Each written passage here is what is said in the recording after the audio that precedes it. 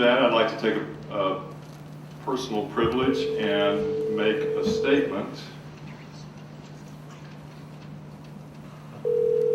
After the phone connects. Major Barker. Hey, it's the POC meeting. Can you hear us?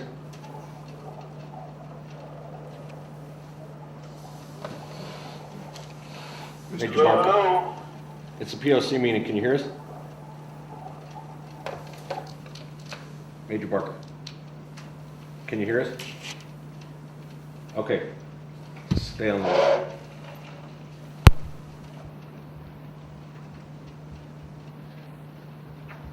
Mr. Chair, Yeah. might it be appropriate to mention to the public what's happening?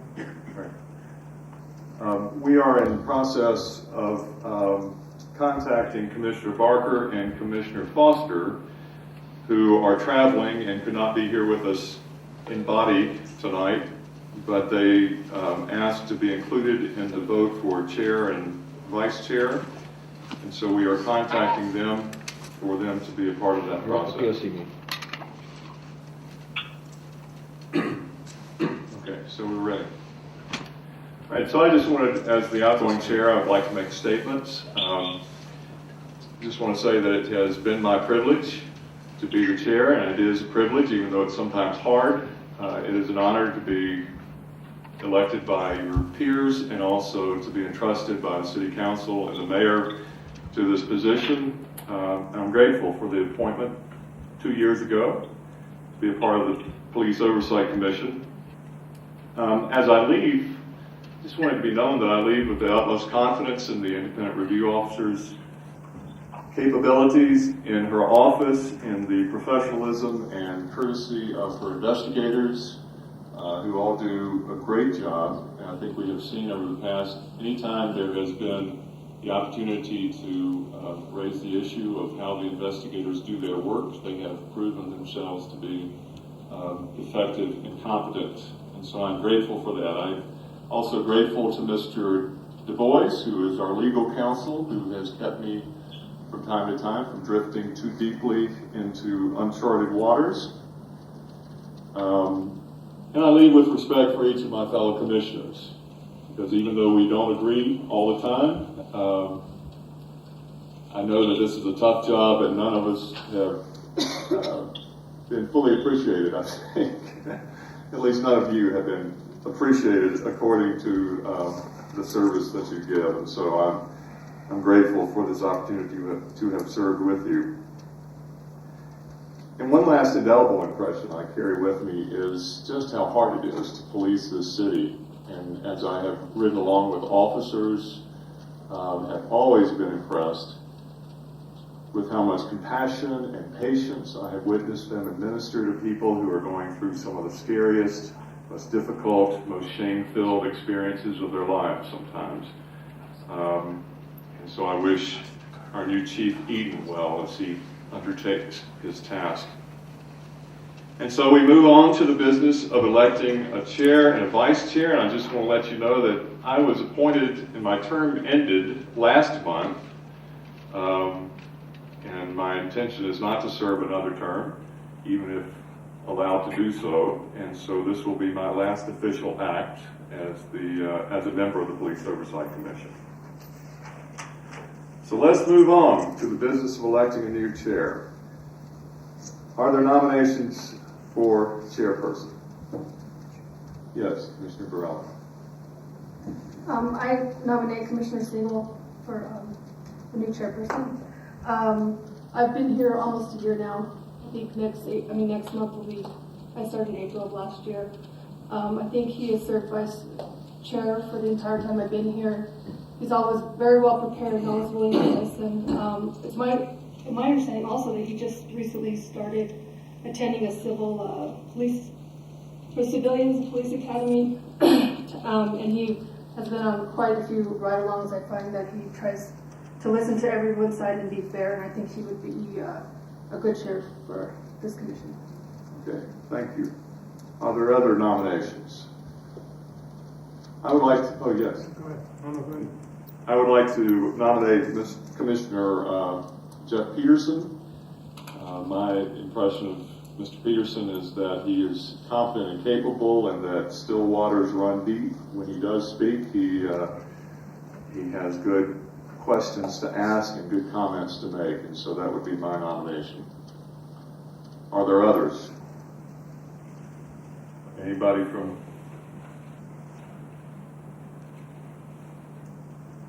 Commissioner Foster, can you hear us? Who is the first nominee? Jonathan Siegel, and the second nominee was Jeff Peterson.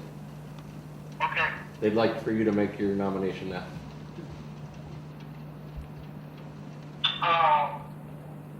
I nominate Bill Barker. Bill Barker, Commissioner Barker. Okay. Commissioner Barker have any? Commissioner Barker, can you hear us?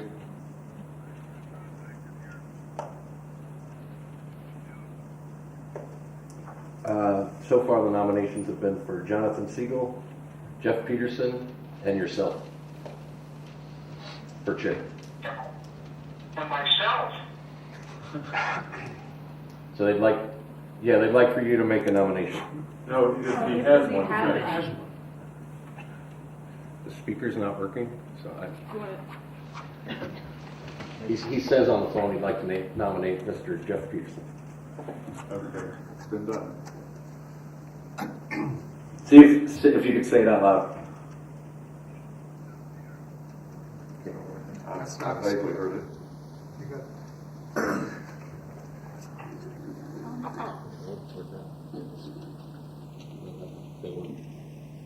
Okay, they have your nomination for Commissioner Jeff Peterson.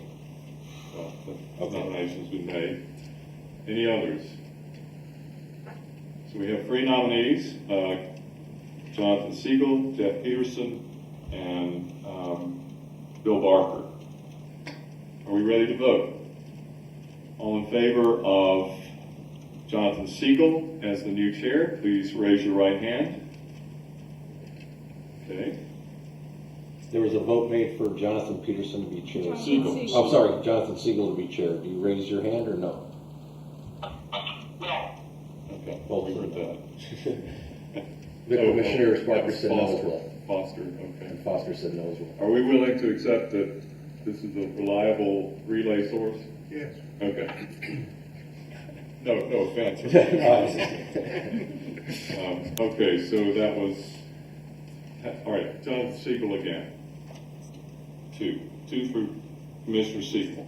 All right, all in favor of Commissioner Peterson as chair, please raise your right hand. Commissioner Foster, are you voting for Commissioner Peterson? I am. I'm sorry? Yes. Yes. Yes, okay. Commissioner Barker, are you voting for Commissioner Peterson? Yes, he is. Okay. So that's 5 for Commissioner Peterson. Okay. And then the vote for Commissioner Barker. Raise your right hand. That's everyone. Okay. So Commissioner Peterson is our new chair. And with your indulgence, I'll just go ahead for the vice chair. Or do you want to come take the? Please. All right. Is there a nomination for vice chair? Yes. What? Who was your vote for vice chair? I nominate Bill Barker for vice chair. Okay. All right. Are there other nominations for vice chair? Commissioner Barker, do you make any nominations for vice chair? Tell him that he was nominated. You were nominated for vice chair. He says he has no recommendations, but he's aware that he's been nominated. Okay. All right. Any others? All right. All in favor of Commissioner Bill Barker as the vice chair, please raise your right hand.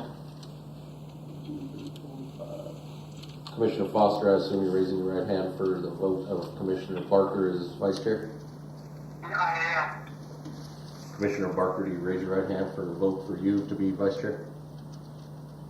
Yes, he does. Okay. So 3, 4, 5, 7. So that's 7. That is unanimous in favor of Commissioner Barker.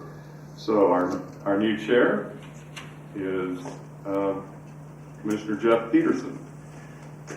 Congratulations. New chair is Commissioner Jeff. And You are the vice chair. with that, I will bid my adieu. All right. And I have appreciated the opportunity to serve. Look forward to seeing all of you somewhere. Mr. Chair, Yeah. are you resigning from the commission No. at this point, or just, I'm done, yes. I didn't realize that. My term ended last month. But since I was the chair, I was. Yes, you're done. All right. Oh. Thank you. You're welcome. Good luck. Thanks. They're both. Consider.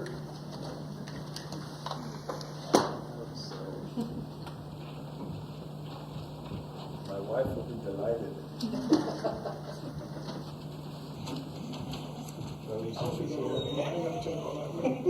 It's a sign of power.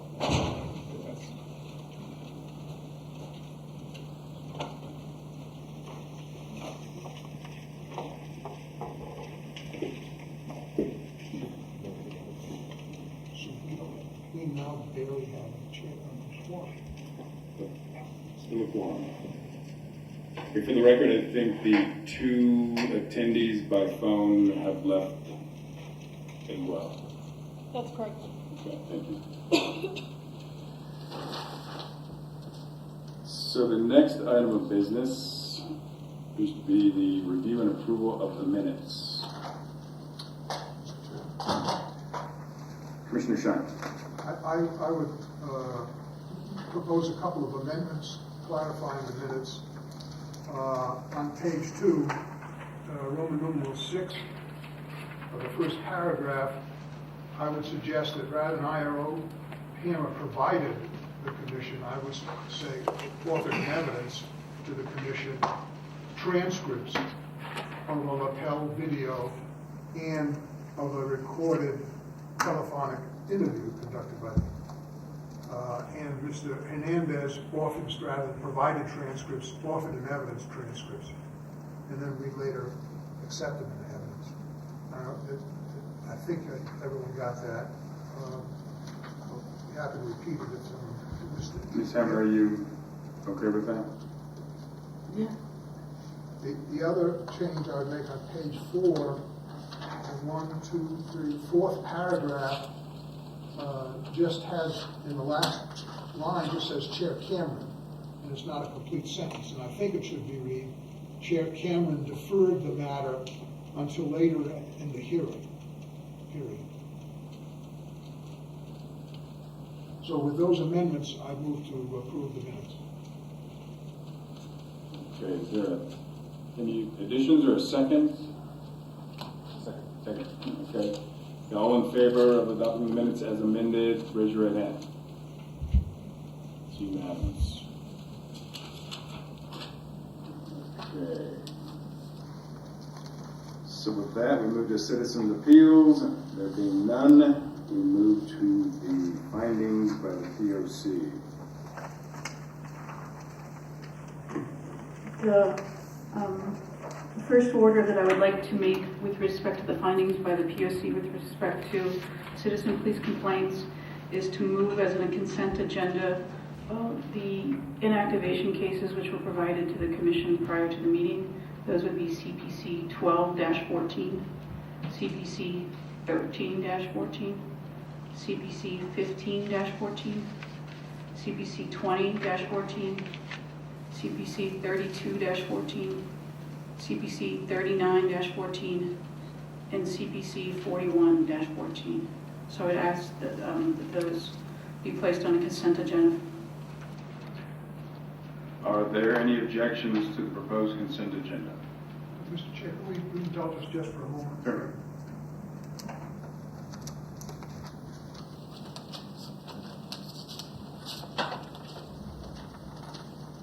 Commissioner Siegel.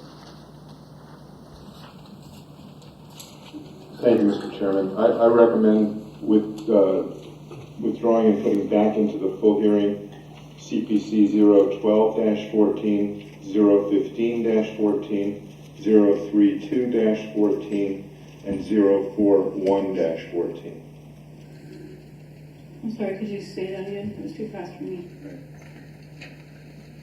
I'm recommending putting back onto full hearing 012-14, 015-14, 032-14, and 041-14. A total of 4, you'd like to be reinstated? That is correct. Mr. Chair, Commissioner Shine. with that amendment, I would move to approve the balance of the CPCs on the consent agenda. So moved. Is there a second? Second. Second. All in favor, raise your right hand. Okay. Ms. Hammer, if you could give me just a moment to remove those.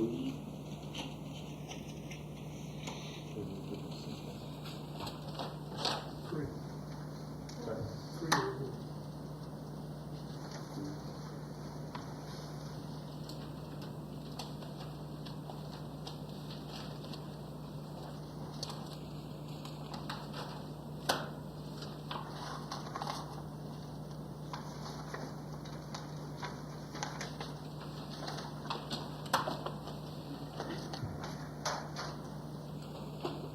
Okay, thank you for your indulgence. I'm up to speed. Does everybody else speak?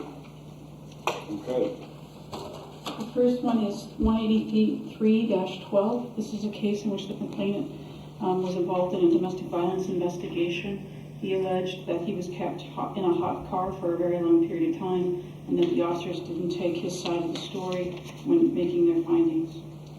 I reviewed the investigation conducted by an IRO investigator, which included the CADs, tapes, belt tapes, police reports, and interviews with the complainant and 2 officers. I determined that with respect to conducting a thorough investigation, a preliminary investigation, that with respect to Officer L, that the lapel camera supported his position that he had enough evidence to continue an investigation as he did, and found that with respect to Officer L in the investigation that he should be exonerated, his conduct should be exonerated. With respect to Officer L and whether that he's kept the complainant in a hot car, the IRO investigator determined that the call occurred at night, and the temperature at that time was between 70 and 75 degrees. And I found that there was some evidence that it was not kept in a hot car, but because there was not definitive evidence, I found that allegation against Officer L to be not sustained. With respect to making the arrest and seize the proper procedure with respect to, took his phone, I determined that that allegation against Officer L should be not sustained. With respect to the tape, I determined that the officer did not record the incident in its entirety and the officer should be sustained. With respect to Detective J, I determined that there was appropriate for the officer to summons the complainant in on the domestic violence allegations, and that the conduct of Detective J should be exonerated. There was an allegation that claims that the officer, Detective J, had animosity because she attended hearings on the domestic violence, and I found that allegation to be unfounded without any evidence to support it. Chief Banks was the chief when this case went through the chain of command, and he concurred with my findings, and I asked you to adopt the letter too.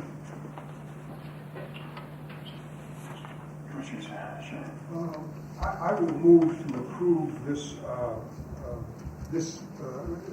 CPC 183-12, although I had a comment I wanted to make after someone seconds it. Okay, so I'll second it. If I can make a comment, I was concerned that this complaint is 19 months old, and the next 2 complaints that we're looking at are both, one is 16 months old, the other is 14 months old. I understand that there's been a backlog, but are there any more in the backlog? Are there any more complaints that are more than 12 months old? I believe there are a few, yes. Is there any way those could be expedited to get those all done by the next meeting? There's no, well, by the next meeting, no, that wouldn't happen. Even if we turned them in today, it takes more than 4 weeks for the letters to go through the chain. And sometimes the delay is on our side, and sometimes it's a mixed delay on the APD side. I would only request that the IRO prioritize, however she can, any of the CPCs that are more than 12 months old and put them as quickly as she can into the process of bringing to the commission. Thank you. We've already taken steps to implement that prior to this meeting. Thank you. Commissioner Siegel. Thank you. I had two different questions. The first is, apparently some of the video was captured from Officer L and some was not. Can you explain a little further? Was there a malfunction in the camera? Was there a problem with the upload, download, however it's done? And why do we have some but not all?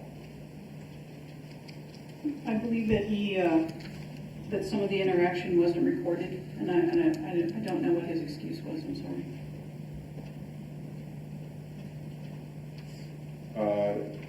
I'm cognizant of Commissioner Shine's concern. Let's get on with this case, but is there anybody else who investigated it who has better knowledge of whether this officer was intentionally turning off the tape or whether his or her camera just malfunctioned? He was sustained, and the chain of command who reviewed the entire incident agreed with this being him being sustained for his failure to record. That I can say. I understand that, and that's not exactly the question I'm asking. I'm trying to understand if he's taking the rap for a malfunctioning camera or whether he intentionally or otherwise caused it not to upload or to be turned off.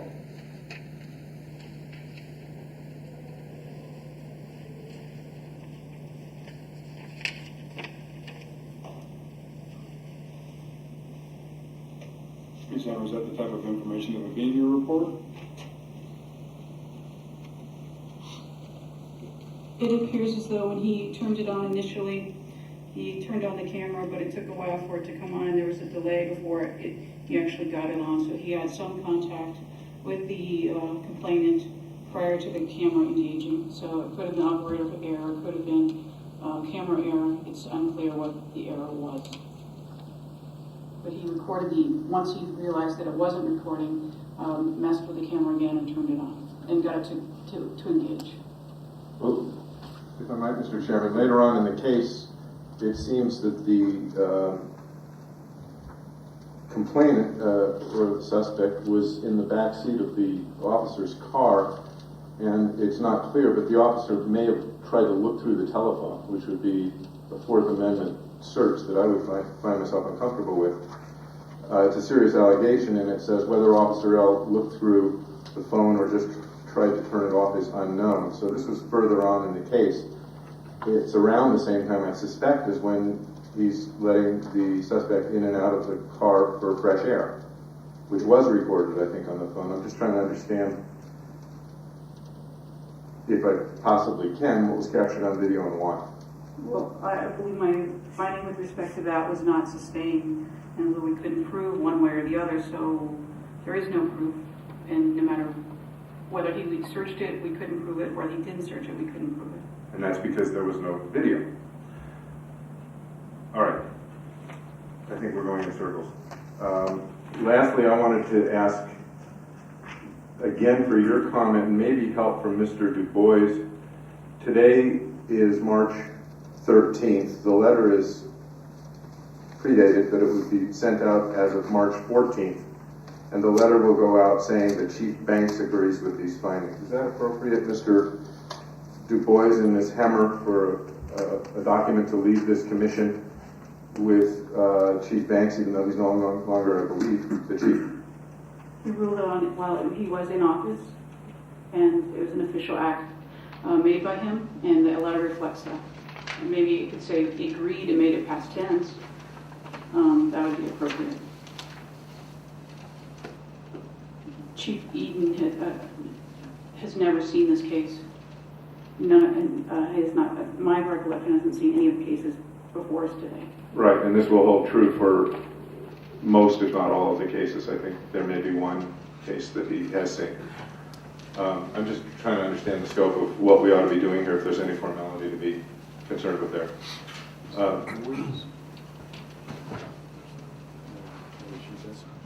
Do you want to put it in the past tense? So legal counsel has advised that you can put that in the past tense and that should suffice. Thank you. Let me add that comment then to the rest of the cases that we will have. Whenever it says Chief Banks agrees present tense, it should be agreed past tense, if that's all right with you. Okay. Thank you. Any further discussion? Okay, so we're voting on CPC 183-12. All those in favor of approving them, please raise your right hand. Those opposed? It's Commissioner Siegel. The next case is CPC 227-12. There was an allegation that the officer made a traffic stop for no reason. That the allegation that the officer pulled the complainant out of the car and displayed improper conduct. The officer displayed improper conduct. I reviewed the lapel video, the police report, the computer-aided dispatch, interviews with the complainant and 2 officers. I determined that that the complainant had an outstanding warrant, and therefore it was appropriate, and that the officer had probable cause to make the arrest. So with respect to Officer C, I found his conduct to be exonerated regarding the improper arrest allegation. With respect to overall conduct and Officer C. Officer C's conduct, I found that the lapel showed that his conduct was professional and that the allegation was unfounded. With respect to the use of force and handcuffing, the video showed that the officer's conduct was appropriate, and I found that allegation with respect to Officer C to be unfounded. There was an allegation that the Officer C was biased because the complainant owns an expensive car, and I found that there was no evidence to support that, and so I found that allegation to be unfounded or not based on valid facts. There was an allegation that it was improper to tow the car. I found that the Officer C did comply with the SOP in following the rules to tow cars. There was an allegation that the officer was speeding, but there was, based on review of the CAD, between when the call was made and when the stop was made, there would be no way of reviewing at a map that the officer was speeding because the times of various locations were called out. I found with respect to Officer C, the allegation of speeding should be exonerated. There was, at the time, Officer C had a ride-along with him that night, but he had not obtained the proper authorization for a ride-along, and I found that that allegation should be sustained with respect to the ride-along. With respect to Officer H conduct, I found that their force was not used, and therefore the allegation against Officer H regarding force should be unfounded based on review of the lapel. There was an allegation that there was a coin purse missing from the car, and I found that there was evidence in the tow sheet that a purse was in the car, but there was no delineation whether it was coin purse or other purse, and so therefore I could not prove or disprove the allegation, and found that allegation against Officer H should be not sustained. Acting Chief Eric Garcia reviewed this case and agreed with my findings, and asked you to adopt the letter as written. Okay, I move to approve CPC 227-12. There's a second. Commissioner Shine. Any discussion? Commissioner Siegel. Couple questions. The complainant alleged that 2 additional officers arrived, and I see that the IRO's office only interviewed 2 officers. Is the complainant wrong? Was there no 3rd officer, or was an officer present who was not interviewed?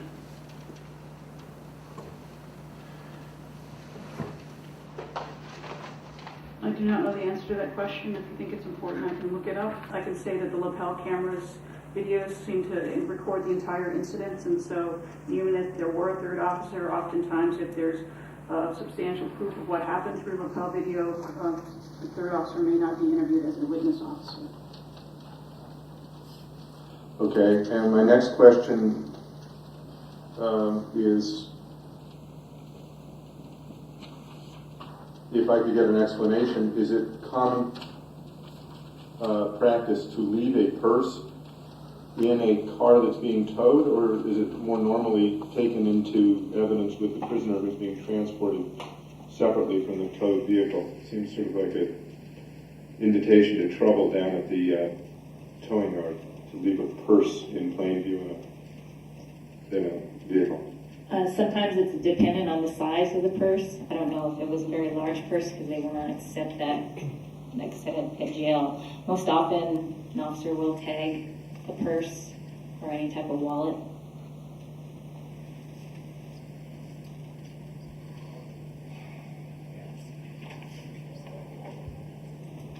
It just says here that Mrs. W's regular purse was still in the vehicle.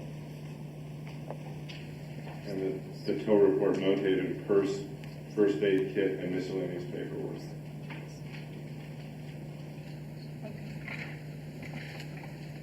Commissioner Siegel, I have answers for your questions. With respect to the third officer, there was a third officer present, but he did not do anything.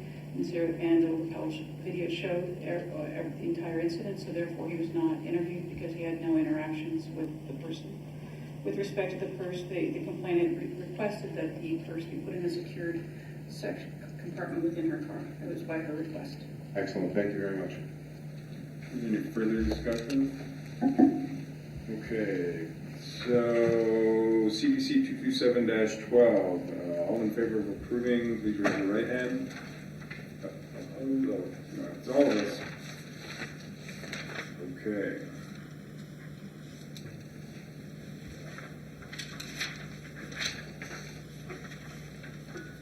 The next case is CPC 07-13.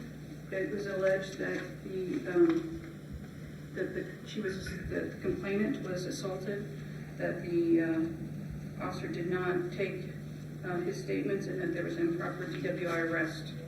I reviewed our internal affairs investigators' investigation into this case on behalf of the IRO's office, which included the review of the complaint, the police report, the computer-aided dispatch, lapel videos, victim statements, and interviews with the two officers.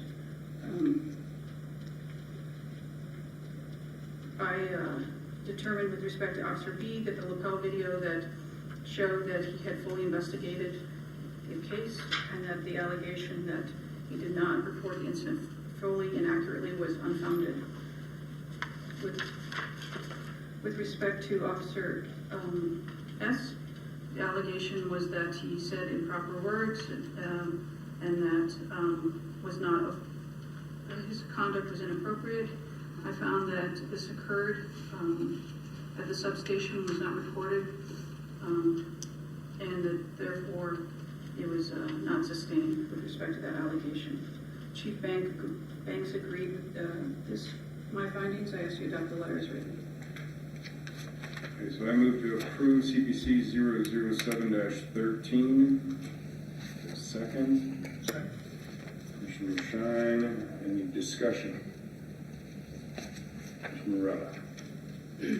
I have a question on the third page where it says the evidence shows, including Officer B, that the case was accurately and fully investigated.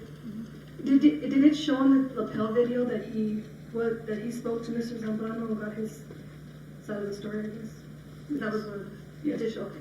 I just wanted clarification. Mr. Chair. I think actually Commissioner Shine. Oh, I'm sorry. And then Siegel.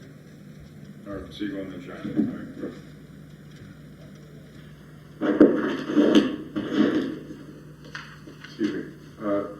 I was interested that there was no video. On page 4 it says, with respect to Officer S, there was no video recording of this incident at the substation, even though it was a contact with the citizen. Are those exempt for some reason? I'm aware that some substations don't have in-house video and some do. But it seems to me that an officer's contact with citizens is expected to be recorded. Is that not true? Our policy is it has to be a dispatch call for service. So I believe he came in to the substation to ask questions and about the report and things like that. So it wasn't a dispatch call for service.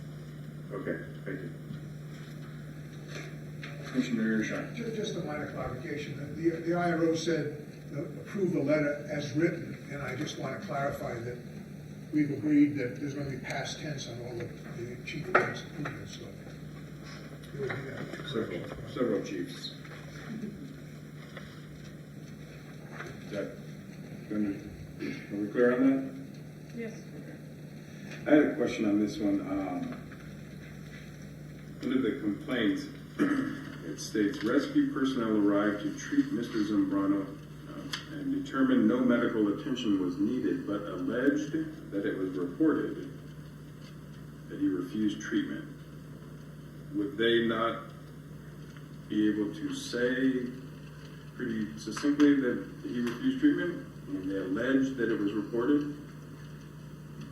I believe that the allegation was an improper police report, and he's saying the allegation was they wrote, "I refuse treatment," when I did not. And so that maybe they can be further clarified, but that's what the intent of the sentence was. Then one other question I had, this appears that it happened at an apartment complex, yet there was a breathalyzer and a DUI and whatnot. I'm curious, I didn't read anywhere that he was driving. Is that, did I miss that? He, I believe he tried to drive away, and the police saw him driving, and then they were able to stop him within the parking lot of the apartment complex. Is that worth noting? Because I was kind of looking to see where he was driving, and that didn't jump out at me anywhere. I don't know. Well, I don't think it could be, obviously he acknowledges that he was arrested for DWI. He didn't dispute that he wasn't driving. He admits that he was driving, so that wasn't part of his complaint. Okay. Any further discussion? Okay. All in favor of approving CPC 007-13, please raise your right hand. That's all of us.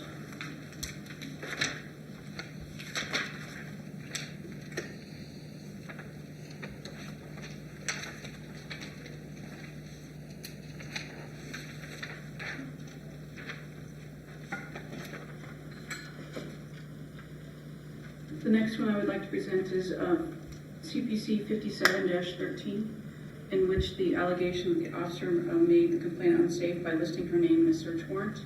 Okay, let me stop you there real quick. Did we, because we kept some of the consent agenda ones in, right? That's correct. And I believe there was a request, although not a vote, to hear those at the end. Okay. We're going to 57-13. Is everybody where they need to be besides me?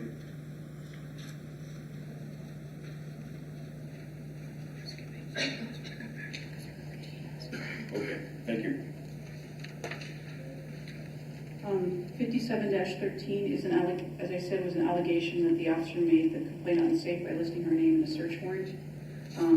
The facts are that the complainant had called 242 cops to report that someone who had an outstanding arrest warrant was present at a house.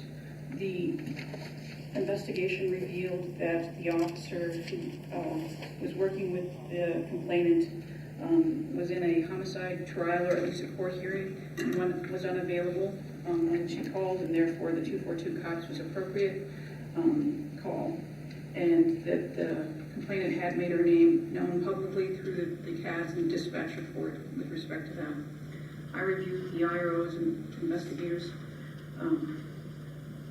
investigation into this, which included court liaison records, a search warrant, the computer-aided dispatch, and interviews with the complainant and the detective in question. The complainant, like I said, was listed in the dispatch. The detective indicated that she said that she didn't care at that point that she be listed in the warrant because the offender that she was discussing or telling the police about was someone who had hurt her family. I found the allegation that the officer let his personal feelings influence his decision on how he would wrote the search warrant to be unfounded. With respect to a violation of confidential information, I found that also to be the officer's conduct to be exonerated. I found it to be exonerated because there was a discussion that even if she hadn't agreed to put her name in the search warrant, her name already was in the public record and through the computer-aided dispatch, which would have been provided to the suspect, the object of the arrest. Therefore, that officer's detectives' as conduct should be exonerated. Chief Banks agreed with these findings, and I asked you to adopt the letter with respect to my findings as written. Okay, I move for approval of CPC 057-13. Second, any discussion? Okay, all in favor, please raise your right hand.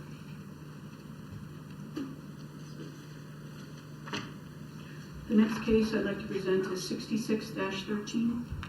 There was an allegation that the police entered an apartment without a warrant and had improper conduct while they were present with the complainant.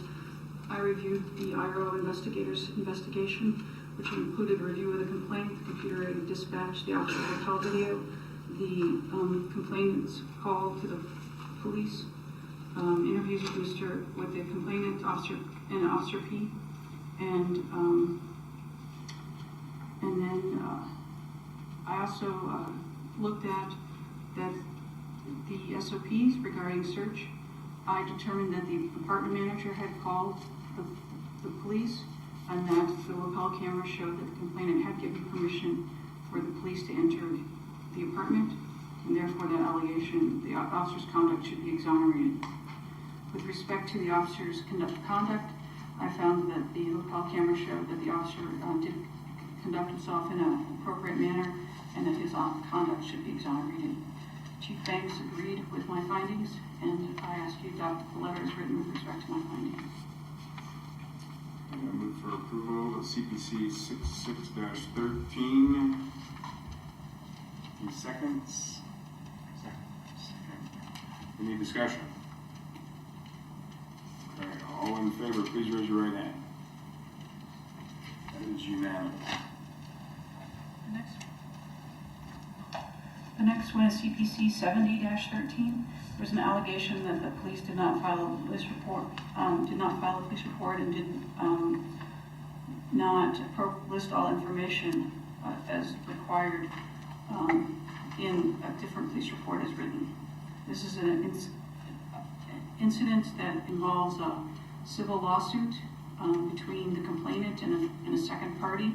And the complainant alleged that he wanted to file false police report charges against the second party, who is the opposing party in the litigation. I reviewed the investigation by the IRO investigator, which included a review of his police computer-aided dispatch, the police report, statements by the complainant, and he was also by the statements of the complainant and the opposing party in interviews with the complainant and Officer S.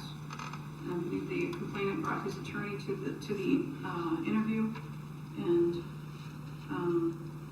concurred with the manner in which the investigation was. He and the complainant and the attorney concurred with the manner in which the investigation was conducted as far as what the issues were after a review of the written complaint.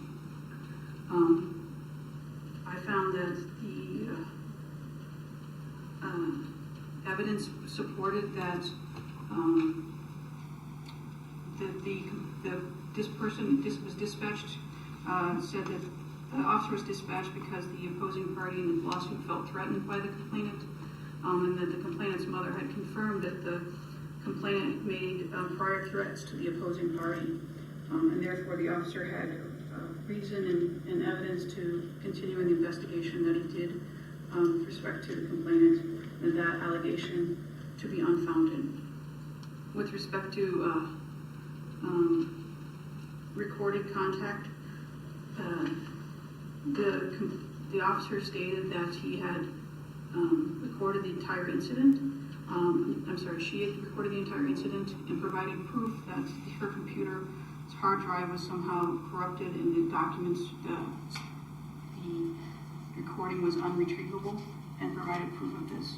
So therefore, the allegation or the SOP of recording in all incidents be not sustained, because it's we had proof that she did record something of that incident. We just can't prove that it was done in its entirety because of the corruption within the computer. Chief Banks agreed with what my findings were. I asked you to adopt the letters written with respect to the findings. Okay. move for approval of CPC 070-13. Second. Commissioner Burrell seconds. Any discussion? Okay. Commissioner Singh. Briefly, I just want to say that this is a good example of an explanation of why, though there was no recording made, there's a reasonable explanation for it, so a not sustained seems to be an appropriate finding. That's something I was asking about in the prior case. Thank you. Okay, so all those in favor of adopting the findings for CPC 070-13, please raise your right hand. That is unanimous. The next case that I present for you is CPC 75-13. This is a case where there was an allegation of improper conduct at the prisoner transport unit. There was an allegation that an officer threw the complainant onto the ground. I reviewed the IRO investigator's investigation, which included the police report, videos from the PTU, voice recordings, and interviews with the complainant and the officers. With respect to the conduct, there was an allegation that the officer used force. That the officer was inappropriate in his conduct. A review of the video at the PTU showed that the complainant kicked the officer in the groin, and in the struggle, the complainant fell. The video also showed that the complainant was too intoxicated to stand at some point while he was at the PTU. So therefore, with respect to some of the conduct, there's video, there's an allegation of profanity, and therefore, with respect to the overall conduct, I found it to be not sustained because we couldn't prove or disprove the use of profanity at the PTU. With respect to the claim that the officer threw the complainant to the ground, I found that the officer's conduct should be exonerated because the video clearly showed that the complainant had kicked the officer, and it was in the struggle after that the complainant fell. Chief Banks reviewed this case and all the investigation. I agree with my findings. I ask you to adopt the letter as written with respect to the findings. I move for approval of CPC 075-13. Second. Commissioner Burrell. Second. Any discussion? Commissioner Siegel. This case concerned me because it talks in a couple places about how video shows that the officer spat a seed of some sort onto the neck of the suspect who became the complainant, and it hit him in the back of the neck.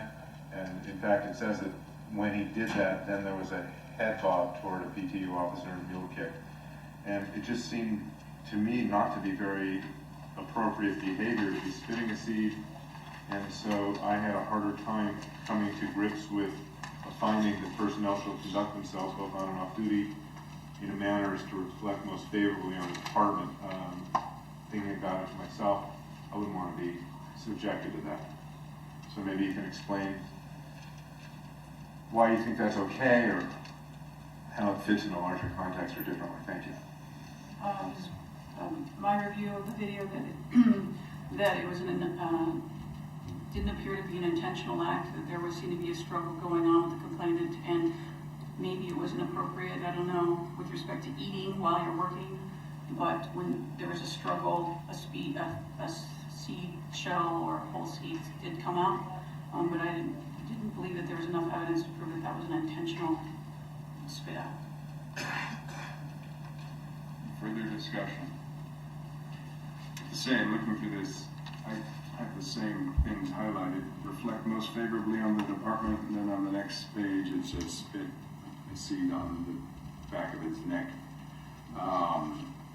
Insufficient evidence to show that the officer did not reflect, I'm saying that backwards, but the intent was that the officer reflect most favorably on the department. There's insufficient evidence to show that he did not do so. I'm having trouble with that myself. But if there's no further discussion, we'll go ahead and vote on CPC 075-13. All those in favor, please raise your right hand. Opposed? Okay, that was, Commissioner Shine was for and the other 3 against. So then this means this letter will come back to next month as a non-concurrence, and the department will explain its position.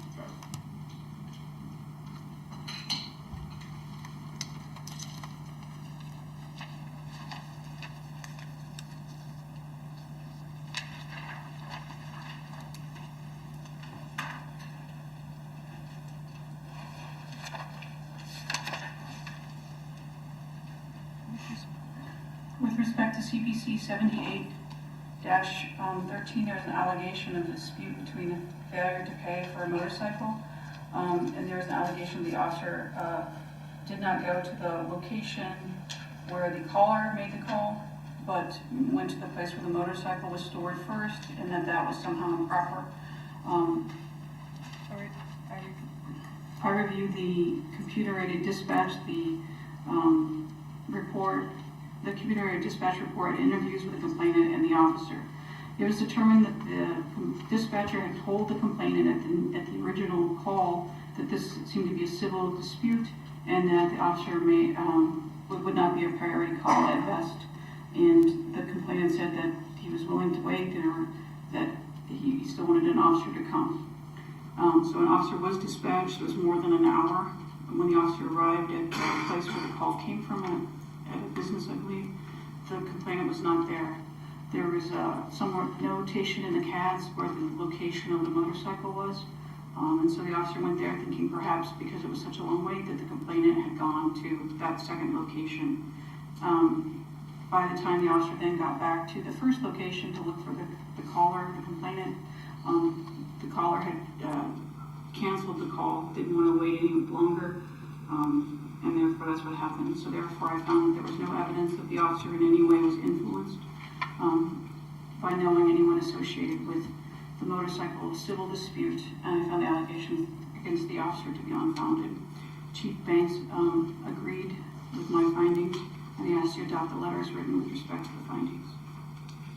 I move to approve CPC 078-13. Second. Commissioner Siegel seconds. Any discussion? Okay. All those in favor of approving this CPC, please raise your right hand. That is unanimous. The next is CPC 81-13, in which there was an allegation that the detective scared away the complainant's caretaker. This is a case involving the crisis intervention team detective. I reviewed the IRO investigation, which included a lapel camera call history to 242 cops for 2 months in 2013, and interviews with the complainant, a detective, and a sergeant. I determined that it was appropriate what the Detective A's conduct in coming to the house because of concerns involving, which would warrant referral to his CIT detective because the complainant had made numerous phone calls harassing a female sergeant and had been told not to harass the female sergeant. And that this contact between the detective and the complainant was recorded, and that recording showed that the detective's conduct should be exonerated.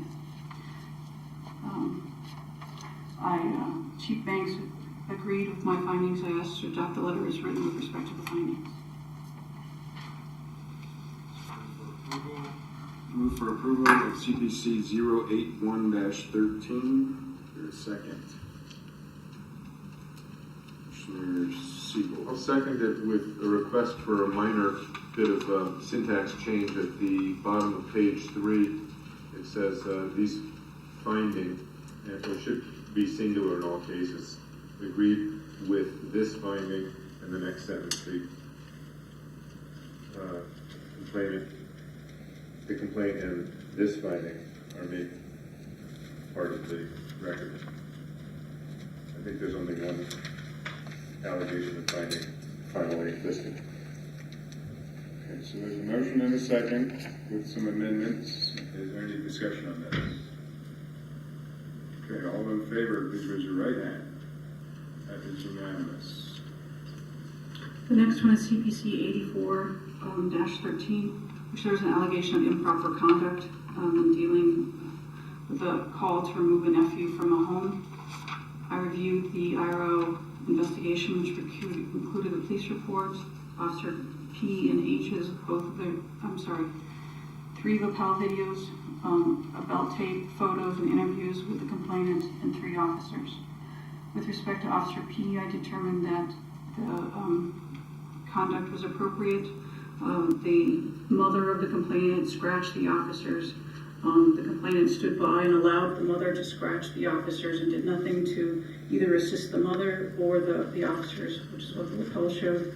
I found Officer P's conduct to be appropriate, and the conduct should be exonerated. With respect to furnishing his name, there was no indication on the lapel that Officer P was asked for his name, and that allegation that the officer should be exonerated.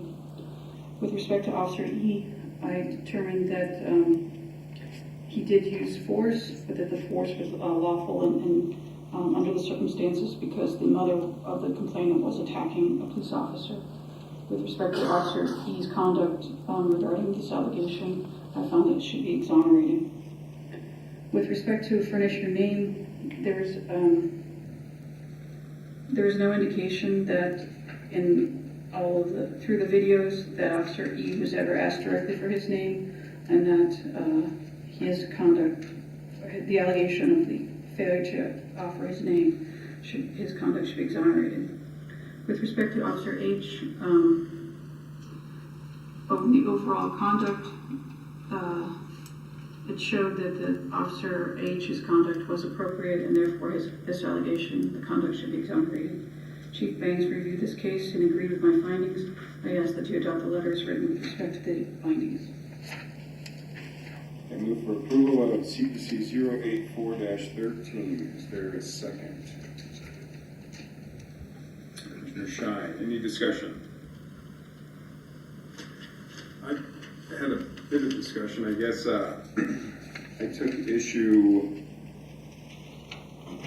with the complainant had asked for his information, whether his was his Officer P, his Officer E. He was asking for somebody's information. And so it's a mystery to everybody that this guy wanted somebody's name. When he clearly asked for his information. Further, I guess on page 7, says the evidence indicated that Officer E would have provided it without hesitation if he'd been asked for it. How does evidence indicate that he would have provided it without hesitation? I'm just curious. Okay, so he said, had I been asked, I would have given it without hesitation. And that also on page 7, on the first paragraph, it says the sergeant said, the officer, there was a description of what was going on between a sergeant who was present as well. The sergeant said a report would be written and that all the officers' names would be on it, and the complainant seemed to be happy at the time. Okay. So I move for, let's see, where he did that. Okay. So all in favor of adopting CPC 084-13, please raise your right hand. That is unanimous. The next case is 94-13. It was alleged that there was improper conduct. A woman alleged that there was improper conduct regarding her husband at a traffic stop. I reviewed the IRO investigator's investigation, which included the CAD, the police report, the lapel videos, interviews with the complainant officer and his sergeant. I found that the allegation that Officer H was rude and unprofessional was not substantiated, and that his conduct allegation should be exonerated. There's an allegation that it was improper to tow, but review of the tow SOP and the evidence presented through the lapel camera showed that the tow was appropriate and that the officer's conduct should be exonerated. Chief Banks agreed with these findings. I ask you to adopt the letter as written with respect to the findings. I move for approval of CPC 094-13. Second. Seconded by Commissioner Shine. Is there any discussion? Commissioner Siegel. Again, I'm curious, we don't see that the husband was interviewed, even though he was pretty much the subject of this. Looks like his wife filed the complaint, but it would seem from my reading of it that she was in the car with him. I could be wrong about that. Why was the husband not interviewed? I would believe that the husband was not interviewed because he would not be an independent witness, and so no matter what he said, it would not sway from one side or the other, and we had lapel camera to show the entire interaction, so therefore it was determined that his statements were not necessary to make a finding. It seems to me important to interview him as much as it is important to interview the officers who are not independent either. Everyone's got some skin in the game here. As long as the system is going along as it is, it would be, in my opinion, it would be wisest to get interviews from as many competent people as possible that were present at the scene in question. That's my feeling. Thank you. Any further discussion? Commissioner Burrell.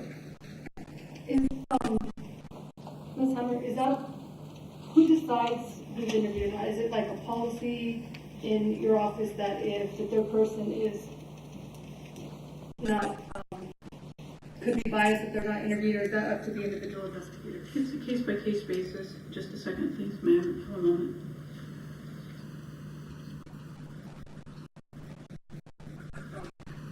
The investigator assigned the case states that the husband came to the interview with the IRO investigator and he refused to be interviewed.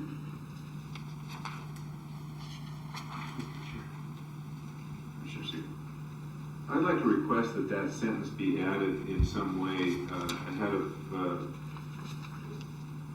well, at the middle of page 2 where you're listing the interviews that were done, so that more